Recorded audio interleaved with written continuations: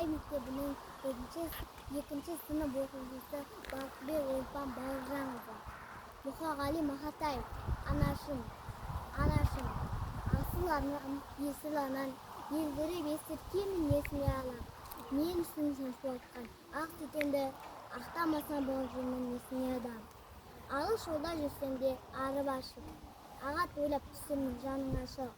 Оқытып кешеу барған хаттарыңды отырмысың өтпеп жаның ашық. Өткізіп талай жылда ай аптаны, оқуын ұлың жақсы аяқтады. Анашым, білем сен қарсы емессің, кеттім мен тым даланы оятқалы. Анашым, қайда барсам көш сен арым, сүйемін дидарыңды мен ошамын. Қайда барсам өзіңді қарсы алады, кең байтақ отаным, кең шағым. Анашым, жаратылдың бағмашым, білемін көңілсізсің, сағынасың. Қайда барсам қамқоршым отаным бар, қапа болма мен үшін не қыласың.